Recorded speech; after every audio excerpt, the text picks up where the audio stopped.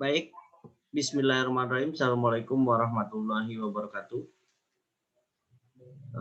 Salam sejahtera untuk kita semua. Puji syukur kita panjatkan kehadirat Allah Subhanahu wa Ta'ala, Tuhan Yang Maha Esa. Kita bisa berkumpul lagi di pertemuan 10 statistika probabilitas, membahas lanjutan dari pertemuan 9 yang sudah disampaikan terkait dengan teori atau pengertian dari hipotesa itu sendiri. Hipotesa yang kita sempat pelajari adalah ada yang satu arah maupun yang dua arah. Lalu bagaimana kita mendiskusikan bagaimana cara memperhitungkan hipotesa tersebut. Berikut disampaikan materi pertemuan 10. Sesuai dengan pertemuan sebelumnya ada pengujian hipotesa. Di antaranya adalah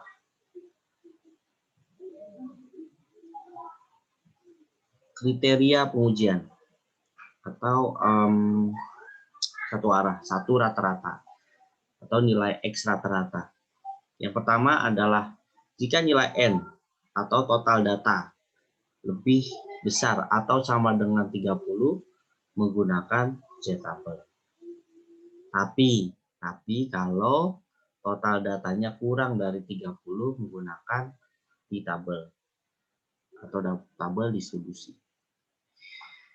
Kemudian ada dua rata-rata. Dua rata-rata yang pertama adalah N1 plus N2. N2. Jadi ada data pertama, ada data selanjutnya. Biasanya sini gabungan, dikurang. Dikurang 2, lebih besar dari 30 menggunakan nilai dari Z-tabel. Atau opsi kedua, N1 plus N2 dibagi 2. Jika kurang dari 30 menggunakan nilai T-tabel. Memang 30 data untuk statistika menjadi data minimum, baik untuk di statistika deskriptif maupun di probabilitas. Kalau kurang dari 30 biasanya tinggal kalian kurang, bagi, tambah itu sudah kelihatan. Karena sebaran data pengelompokannya tidak terlalu sulit. Tapi kalau lebih dari 30, ya kemungkinannya bisa lebih baik.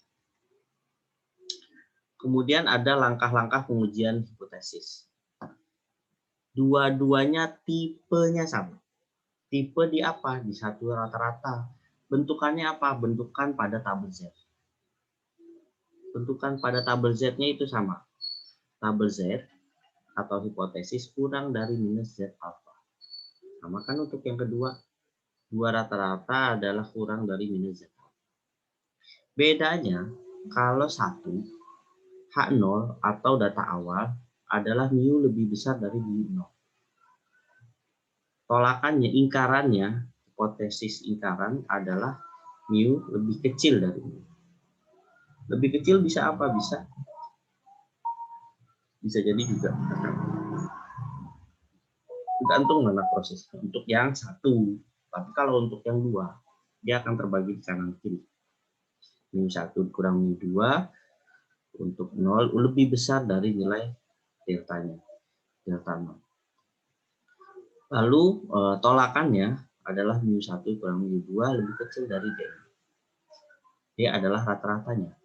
Rata-rata dari 2. Kanan dan kiri. Kemudian apalagi nilai mu-nya lebih kecil dari mu 0. Kebalikannya, tolakannya lebih besar. Berarti geser. Pilih salah satu, kiri-kiri, kanan-kanan. Atau H0, hipotesis 0, mu-nya sama dengan, misalnya statementnya dia tepat. Harus sekian. Benar atau salah? Kalau beda, ya sudah, berarti salah. Berarti tidak sama dengan. Kalau sama dengan, berarti benar.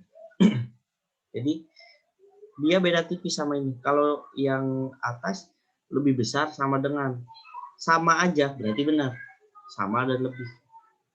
Tapi bisa jadi yang dicari apa? Yang dicari kurang dari atau sama dengan. Bisa jadi benar atau sama dengan. Mana yang menjadi empiris kalian sendiri. Nah, hukumnya kalau untuk yang perbandingan sama dengan atau statement adalah Z-nya harus lebih besar. Dari Z alfa dibagi 2. Sama hukum yang di 2 rata-rata, Z alfa lebih besar dibagi 2. Jadi dia harus statementnya pasti kalau ini. Tidak bisa sama dengan atau kurang dari. Dia harus tepat. Gitu. Jadi bedanya 1 sama 2 arah adalah ini ada 2 pembagi. Kurang dulu. Kalau dia langsung. Lalu sudah nih, udah dapat metodenya, kita mau ngambil yang mana? Kan kita lihat soal, tergantung diketahuinya. Nah, kita uji hipotesisnya. Dia mintanya apa? 1 arah kah atau 2 arah kah? Tergantung nilai yang diketahui. Lalu nyatanya apa? Kenyataannya. Yang kita lihat apa? Jika 1 arah nggak dibagi 2, langsung aja. Oh, kemungkinannya sekian. Oh, enggak, kayaknya nggak tidak sesuai sekian deh. Yang tidak sesuai ada sekian deh. Itu yang langsung tidak dibagi 2. Tapi kalau 2 arah, kayaknya enggak deh. Mungkin ini atau ini. Jika 2 arah, mungkin ini atau ini. Lalu menentukan nilai kritis tabel Z. Nanti kita akan lihat di tabel Z-nya. Untuk kemungkinannya yang terjadi penolakan, ada lihat di tabelnya yang di tengah, angkanya berapa? 0, poin, 0, sekian, 0, sekian, 0, sekian. Kalian lihat. Nanti ada di mana? Cocokkan ke kiri, cocokkan ke atas. Misalnya, ke kirinya adalah 1,0. Lihat ke atasnya. Ke atasnya berapa di tabel Z? Di atasnya misalnya di tabel Z 0,6. Berarti 1,06. Itu untuk nilai kritis. Tapi kalau untuk nilai hitung dia nanti kebalikannya. Berapa dia? 1,06. Tarik dari kiri, 1,6 di tengahnya berapa? 6 dari atas ke bawah berapa? Ketemu di mana titiknya? Nah, itu untuk nilai hitung Z. Setelah itu sudah dapat kedua-duanya, tabel kritis kita taruh kanan atau kiri, hitungnya ditaruh tengah. Jadilah sebuah gambar. Gambarnya bentuknya lonceng. Kenapa lonceng? Karena biasanya bentuk dinamis dari anomali atau untuk tolakan adalah lebih kecil. Dan rata-ratanya itu ya setidaknya tidak sampai 30%. Tidak sampai 10, 12, 15 gitu. Kalau lebih besar berarti datanya salah. Nggak usah dibuktikan kalau gitu. Kita tolak dari awal. Kalau misalnya nilai alfanya besar. Karena nilai alfa itu semakin kecil semakin bagus. Dia akan melihat proporsi data itu benar.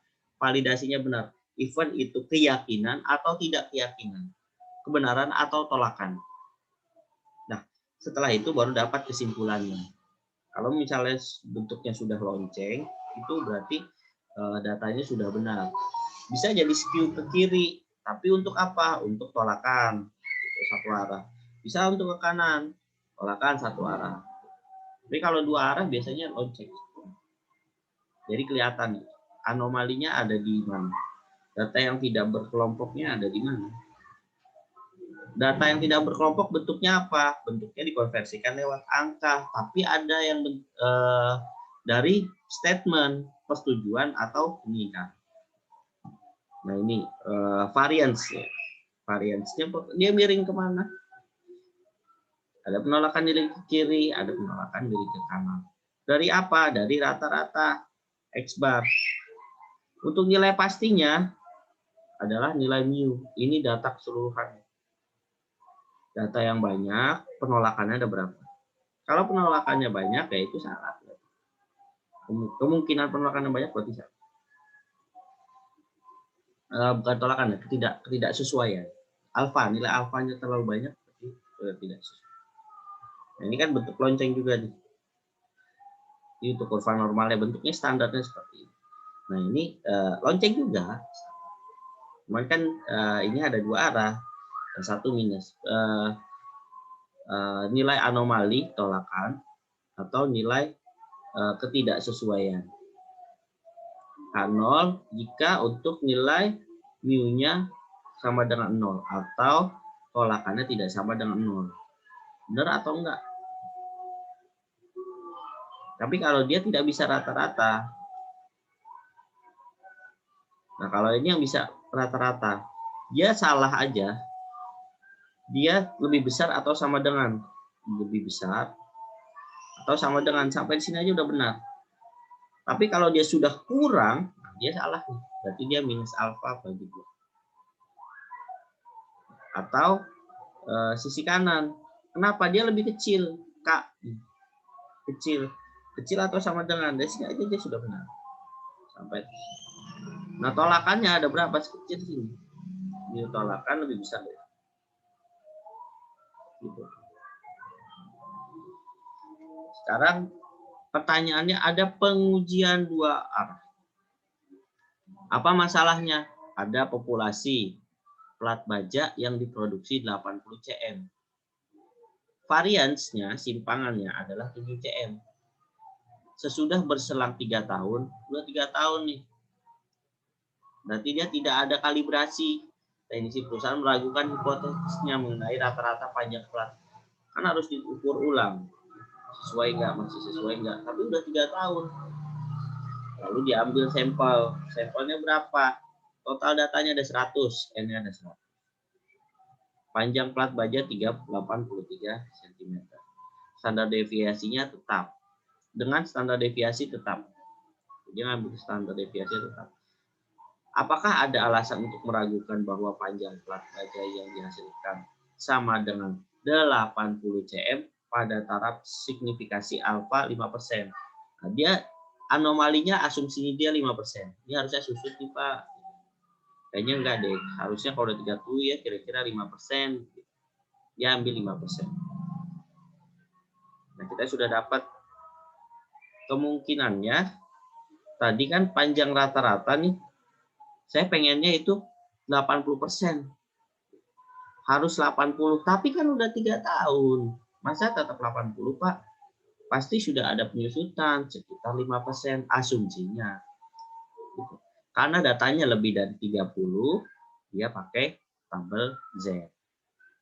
H0 dia mengatakan bahwa tetap 80. Tapi teknisinya bilang, enggak Pak, enggak 80.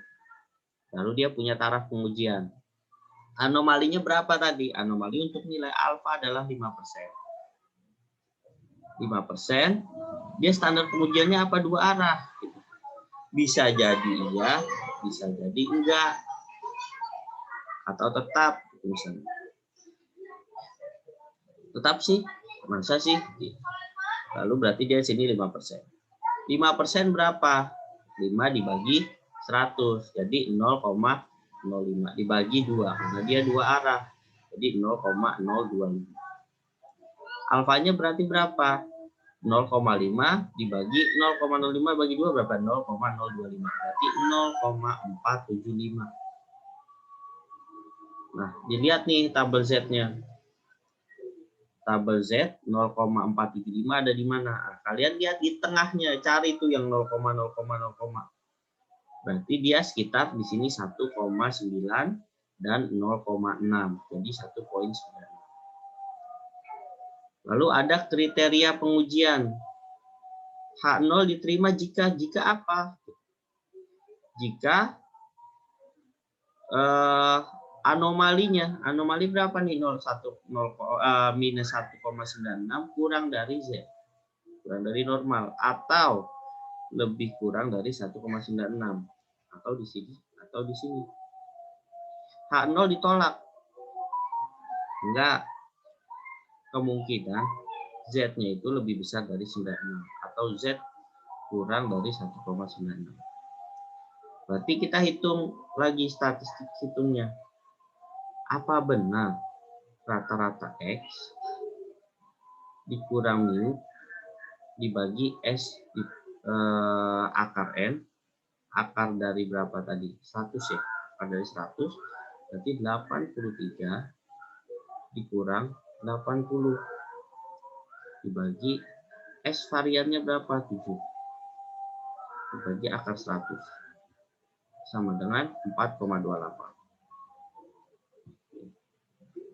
Skewness, miringan atau anomali.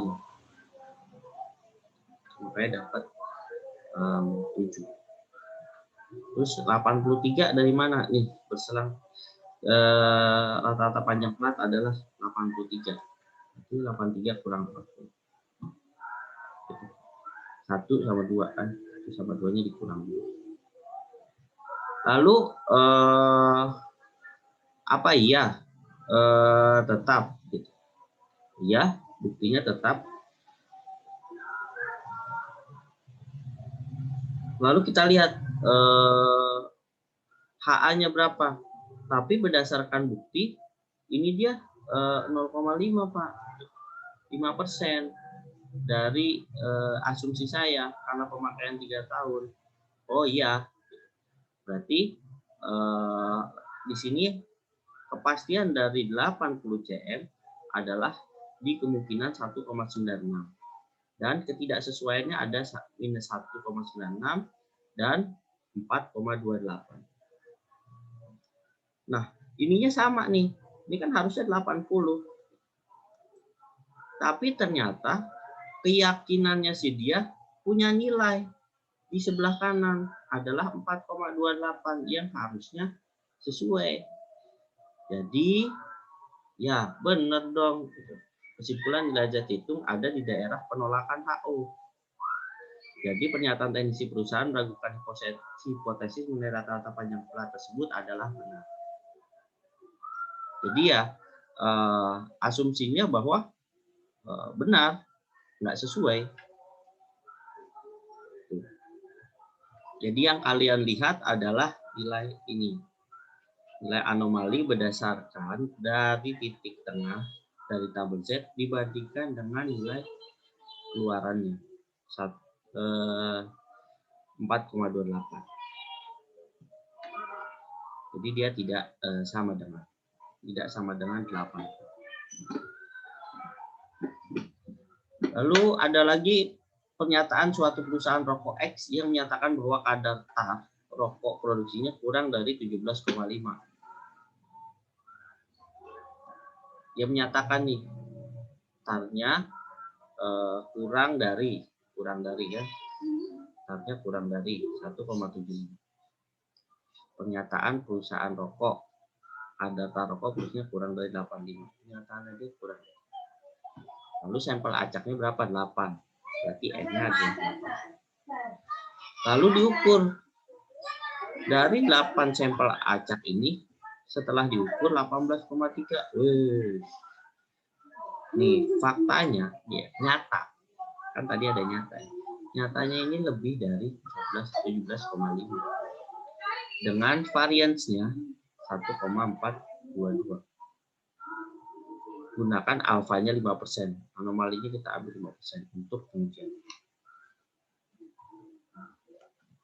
Kita lihat data awal.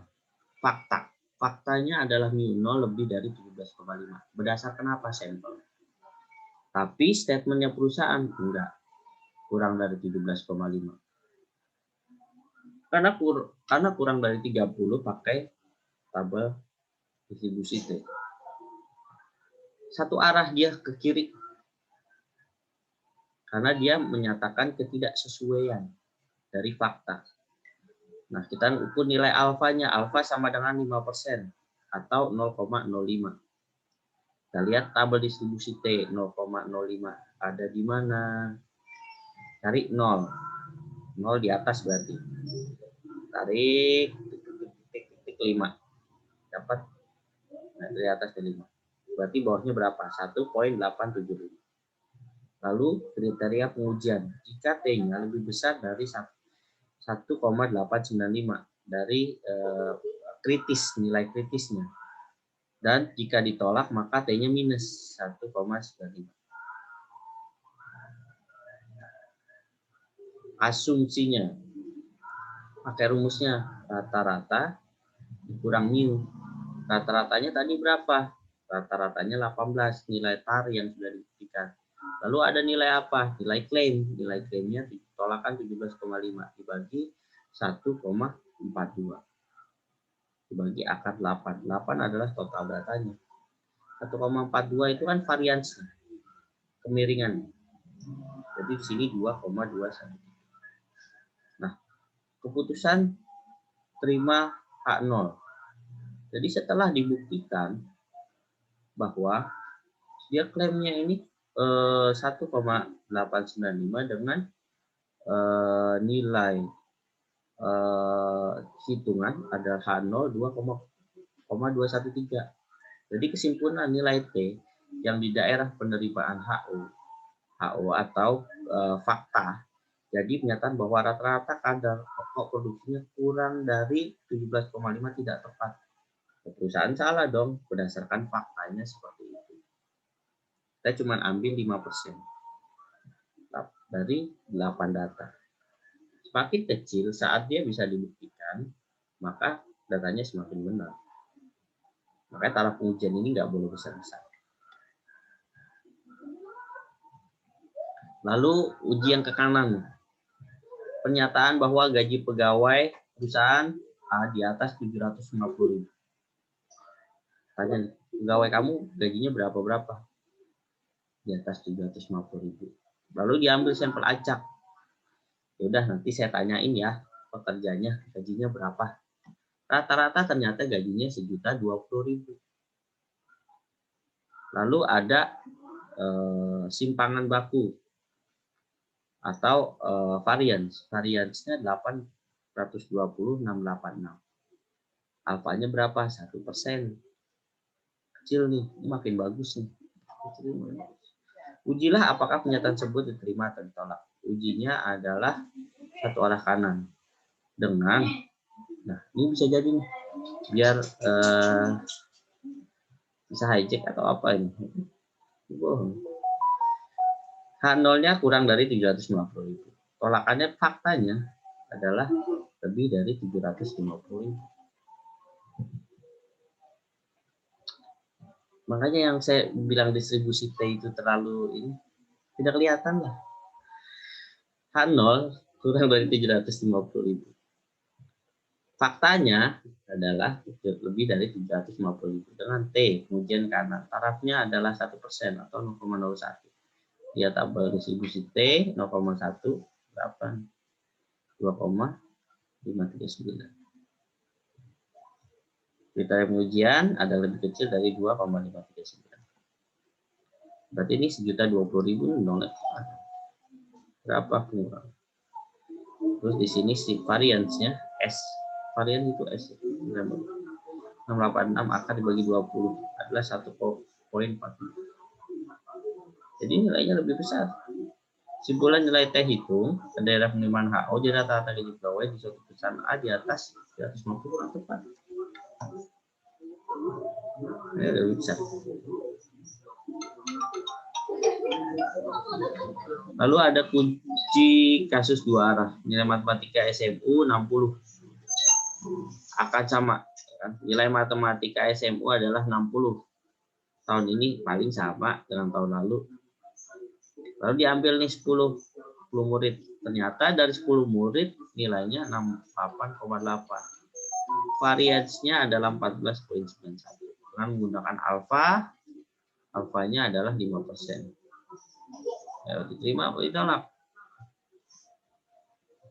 Dia faktanya adalah 60 tahun kemarin. Asumsinya sama paling.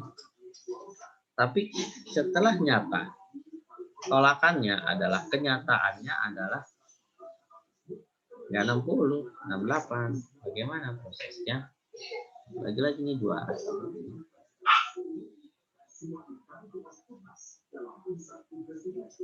Dari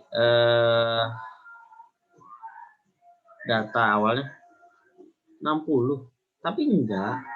Dari sampel yang kita ambil lebih dari 60, 68 tadi kan dibuktikan. Lalu ujiannya kita masukkan ke kanan. Asumsi pengujiannya adalah alfanya 1%. tingkat anomali struktur atau 0,01 sama tadi 0,1 berarti 2,539. Setelah diuji, kita uji kritisnya. Kritis dia harus diterima jika minus 0,2539 untuk nilai T kurang dari atau sama dengan 2539. Berarti dia taruh sini minusnya. Atau nilai T-nya lebih besar dari 2,539 atau T kurang dari 2,539 sebaliknya. Udah, kita hitung dong. Dari tadi sampelnya berapa orang? Sampelnya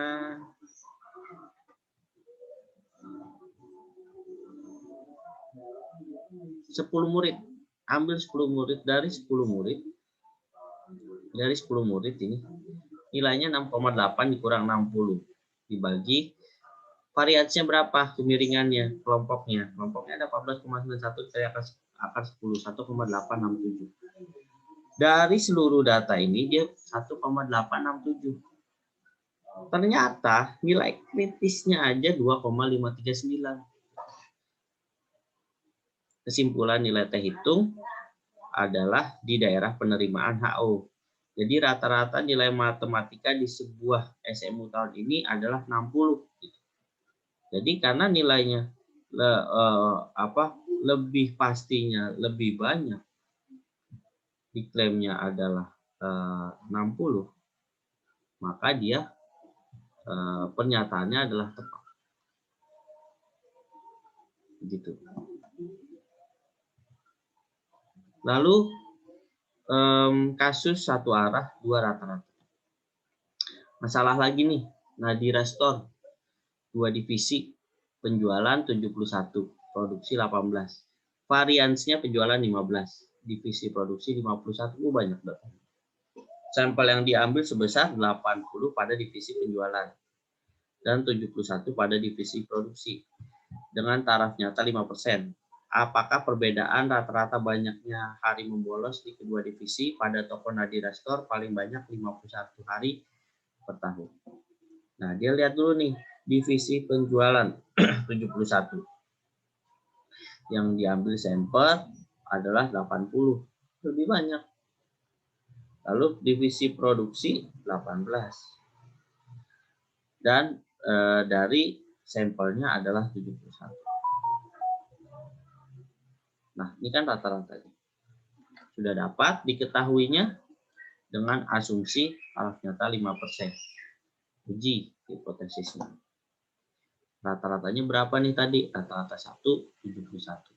Variansnya 15. Nilai total datanya ada 80. Terus untuk nilai X2, data kedua untuk produksi ya, 18.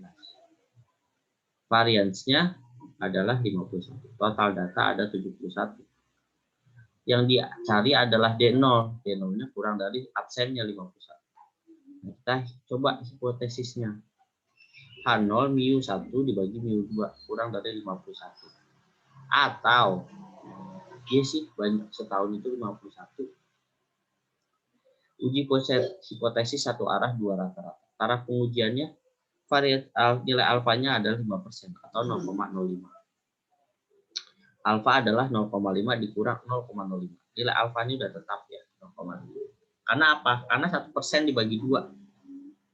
Dapat 0,5 kenapa? Karena 2 rata-rata. Kalau satu arah langsung 1 dikurang 2%. Kalau ini 2 dibagi 2, 0,5 bagi 0,05. Jadi 0,45. Kritisnya berapa? 1,65. Dapat kan? Kritisnya nih 1,65. Kita hitung Z-nya X1, X2, X1 71, X2 18 dikurang 51. Diakarkan. Terus bawahnya variansnya berapa? 15 nih, varian 1, varian 2. 51 kuadrat bagi 80. Di total adalah 0,32. Nah, cari di Z 0,32 berarti daerah atas nih. Ya kan? Daerah atas tuh. Gambar keputusan terima HO berarti adalah 0,41. 45. Cari. Jadi kesimpulannya bagaimana? Perbedaan rata-rata banyak hari membolos di kedua divisi paling banyak 51 hari per tahun. Kenapa? Karena ini kurang dari atau sama dengan. Statementnya kan seperti itu. Balik ke atas.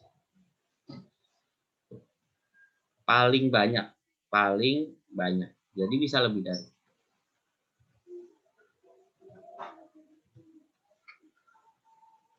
Begitu, jadi teman-teman untuk pengujian hipotesis, yang penting kalian kesimpulan dari pertemuan ini, silakan kalian cari diketahuinya. Yang menjadi tolak ukur adalah saat masuk taraf pengujian. Satu arah atau dua arah. Kalau satu arah 1%. Dengan asumsi rata-rata ini jangan terlalu besar, misalnya 5%. Hanya untuk mengukur, menguji. Uji hipotesisnya benar atau enggak. Kalau sudah dapat asumsinya, asumsi anomalinya, tinggal lihat ukurannya. Mana yang lebih besar dengan disesuaikan dengan pembuktiannya. Kalau misalnya ini misalnya pembuktiannya adalah benar nih, gitu. Paling banyak 51, berarti dia harus kurang dari 51. Ya kan? Nah, jadi pernyataannya benar. Kalau misalnya sebaliknya, lebih dari 51, kan paling banyak 51, lebih. Enggak, pasti lebih. Gitu. Dilihat kemungkinannya. H0-nya sesuai enggak? Kalau enggak sesuai, berarti salah. Yang kalau dia lihat hanya ukur. Jadi setelah taraf kritis ini, diukur dengan statistika hitung. Dicocokkan dengan logika. Logika soalnya benar atau salah. Jadi kalian bisa benar atau menolak. Kesimpulannya jadi seperti itu. Jadi kita lihat soalnya dulu, datanya menerima atau ditolak. Setelah itu kita buat proyeksi untuk nilai ini. Ini, dan ini. Sesimpel itu. Tapi kadang logikanya suka agak terbalik. Itu yang harus kita bedakan. Yang penting kita tahu fakta pertama dan kita bisa membedakan di fakta kedua. Baik, mungkin itu aja yang dapat saya sampaikan untuk pengujian hipotesa pertemuan 10 hari ini. Demikian yang dapat saya sampaikan. Lebih dan kurangnya mohon maaf. Wassalamualaikum warahmatullahi wabarakatuh.